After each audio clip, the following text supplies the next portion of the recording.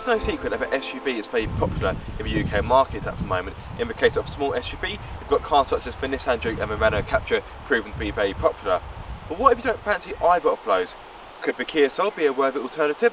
Well, I've been testing it this week to find out.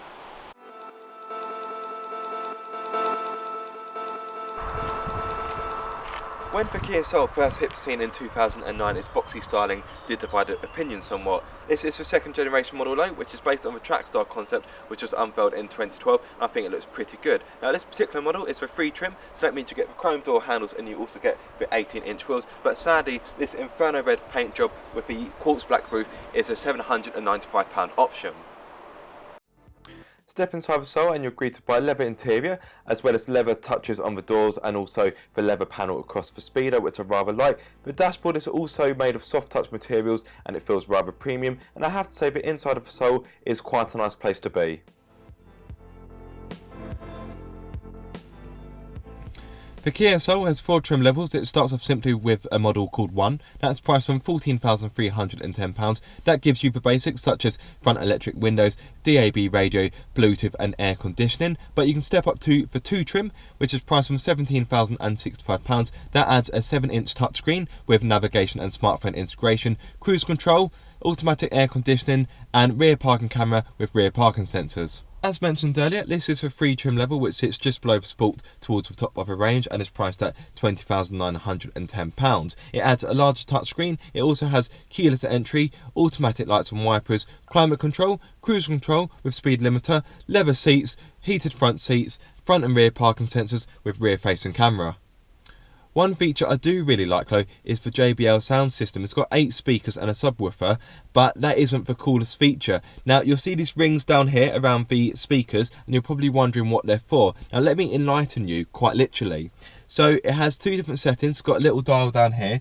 So you've got music, so when you play music it pulsates with a red light to match the beat of the music, which I think is pretty cool. Or you can just have general mood lighting, which gives a nice ambient lighting, which is quite nice, but it's also rather hypnotic. The Sport model, however, is priced from £23,565 and that adds heated rear seats, panoramic sunroof. It's also got the faster petrol engine in it as well, and it's got safety features such as blind spot detection and rear cross traffic alert. So if it were my money, I'd probably go for the 2 trim, as it offers probably the best blend of value and equipment in my honest opinion. Step inside the Soul and you're greeted with a large amount of headroom because of the car's boxy nature, and it's quite a nice place to be. These seats are really comfortable by the way. Now getting a good driving position is rather easy indeed because the steering wheel has got a good level of adjustment and so do the seats. So yes, getting comfortable in the front of the Soul is pretty easy, but what's it like in the back? So stepping in the back of the Soul, and I'm pretty impressed by the legroom in all honesty. Now of course the driving seat has been positioned for my 6'2" frame, but even so the legroom is pretty impressive, and once again because of the car's boxy nature the headroom is pretty good as well. So I can see no reason why 3 adults can't get comfortable in the back of a Kia Soul for long journeys. The Soul's boot is 354 litres, which is about average in its class, but you can of course fold down the 60/40 seats to give you an increased luggage capacity of 994 litres. A feature I do like about the boot is this second floor system. So I lift up this panel here, lift up the flap, and you've got 3 separate compartments, and I think that's really handy for long weekends away or family trips. It helps to organise the boot, and yes, like I say, that's pretty good, although this feature is not available on the lower trim models.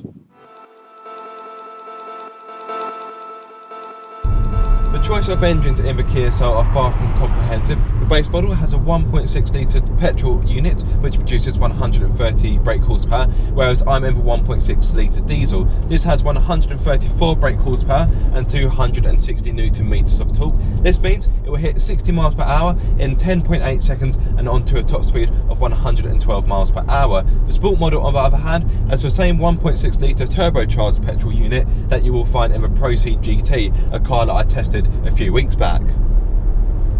So the diesel unit is mated to a 6-speed manual gearbox, which is quite nice to use. It's quite slick.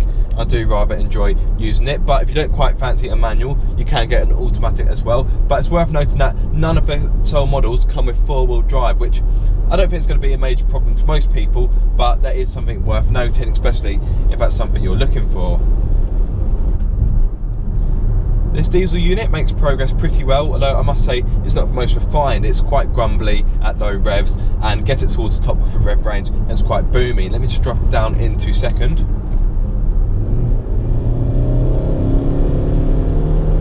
It's quite drony, and in truth it kind of reminds me of driving a transit van. So yeah, definitely not the best diesel unit going. So the ride is definitely firm, but that's not to say it's uncomfortable, and unlike the Rio I tested last week, it feels settled and it feels rather composed. And because it is firm, it does mean that the car handles pretty well. Now yes, of course there's a bit of body roll, that's to be expected in a car like this, but this may surprise you in the corners, and it's got quite a good level of grip as well. So yeah, it's not going to light up Silverstone anytime soon, but it's not what you'd call bad either. Now the steering of the Soul is pretty light in all honesty, and it doesn't offer a high amount of communication, but it's good for going about town because it means that it's easy to manoeuvre the car. But if you do fancy a bit more weight to the steering, then you're in luck, because there's a button down here marked mode. Press it like so, and the steering goes into sport mode, and it makes it heavier, and it's actually quite nice. It's quite satisfying. Now it doesn't really make steering any more decisive or offer any more communication, but it's a nice feature nonetheless.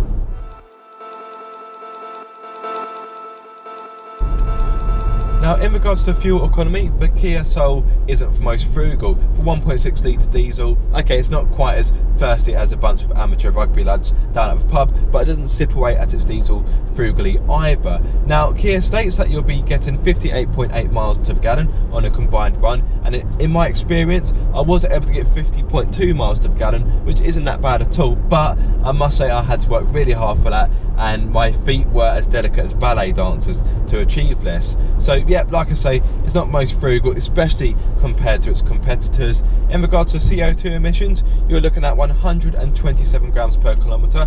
That means for the first year of road tax, you'll be paying £160, and then after that you'll be paying £140 per year.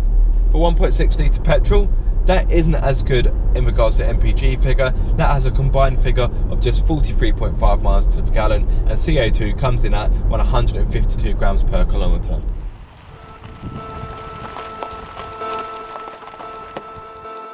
The Soul isn't perfect, and although the looks have improved, the boxy styling may not be to everyone's tastes. Although I rather like it, this does mean that there's a good level of space inside, making it ideal for family life, although buyers may be put off by the limited choice of engines. Despite this, I think the Soul has got a certain charm about it, and I certainly think it's a viable alternative for cars such as the Nissan Juke and the Renault Captur.